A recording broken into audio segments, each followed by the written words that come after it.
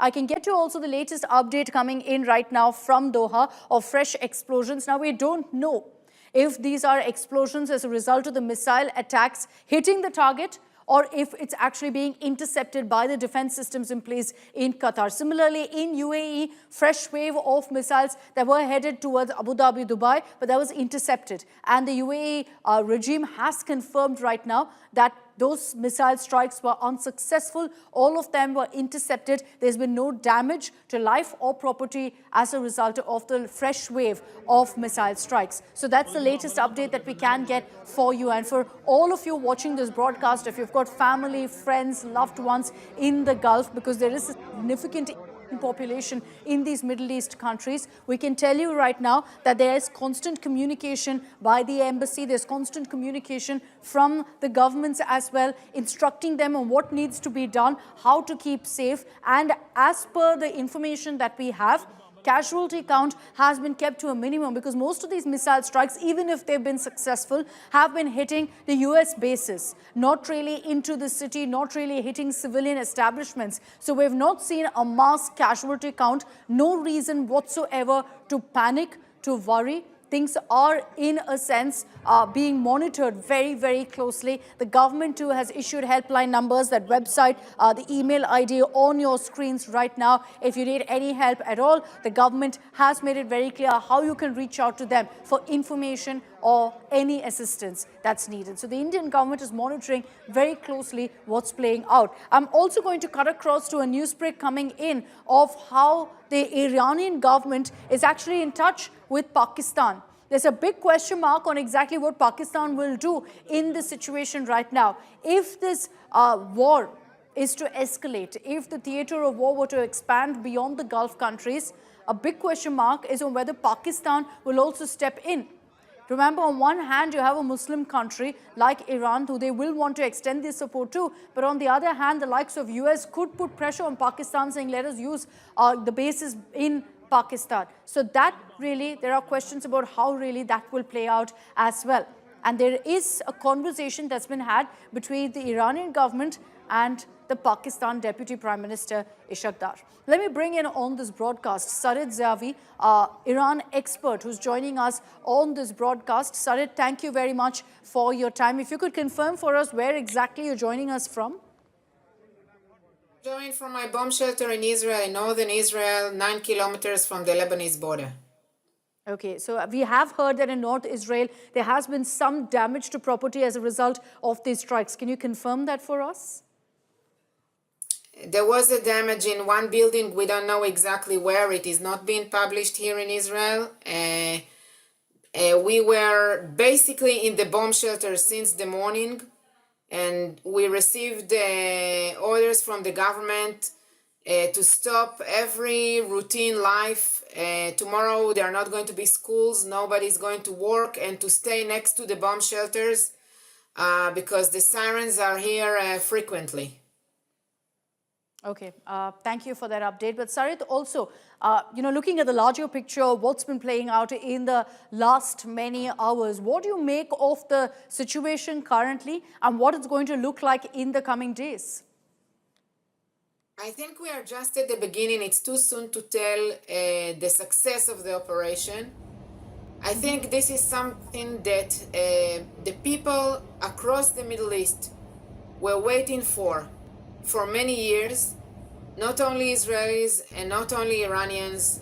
We all suffered from the long arms of the Islamic Republic octopus.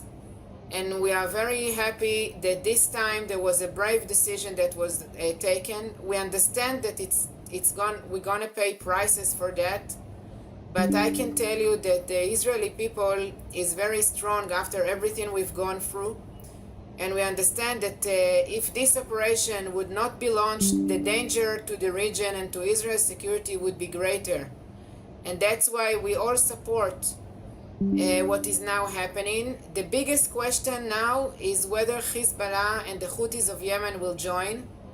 The working assumption is that they will, but it's not 100%, nobody knows. No, they have issued statements though saying at this point that they're going to hit back, condemning what US and Israel have done.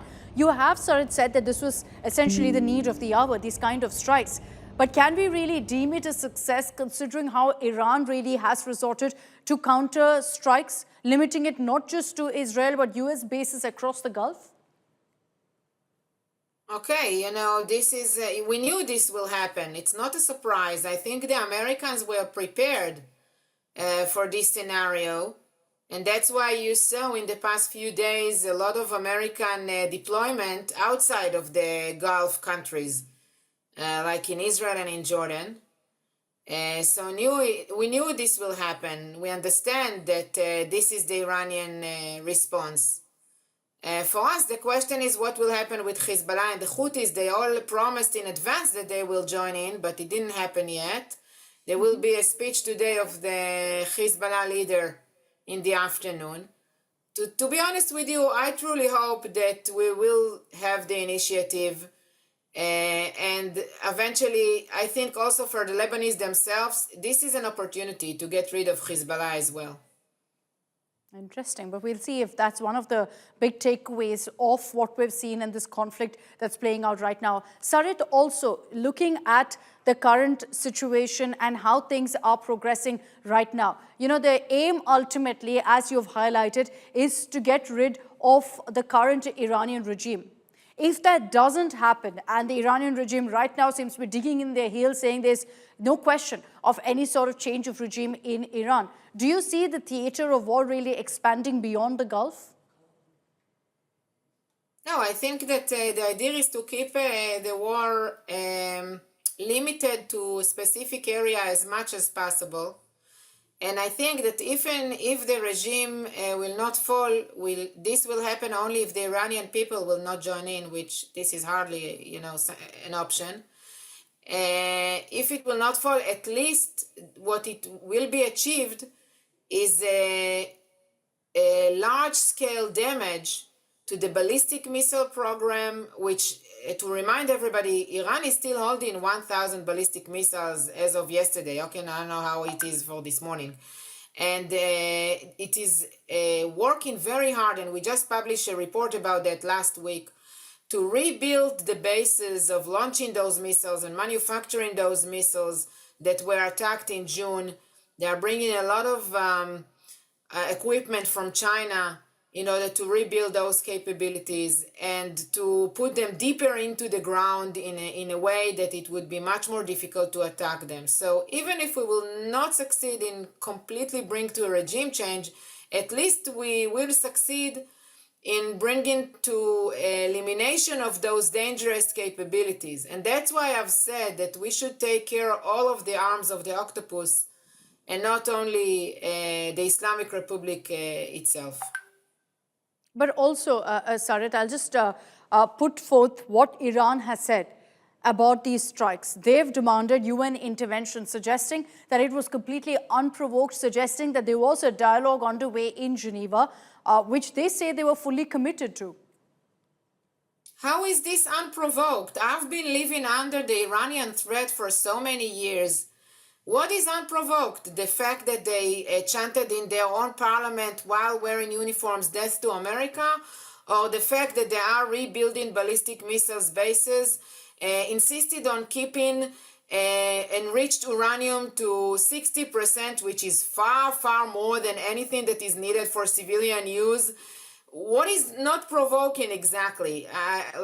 This is just lies, and I don't think we should listen to those lies, and we should just look at the reality. And the reality is that Iran cultivated threats all around Israel in the past decades, using those threats, realizing those threats in the past few years, like it was Hezbollah's missiles that were manufactured in Iran that were launched against me and my family in the past few years here. So you cannot say unprovoked. Iran was far from reaching its hand to peace in any way you can measure it. Killing 30,000 people of its own civilians, maybe even more. This is not unprovoked. This is a genocide. I don't have any other word to express that of what they are doing to their own people. Okay, your emotion is understandable. Thanks, Sarit, for joining us. Thank you for your time.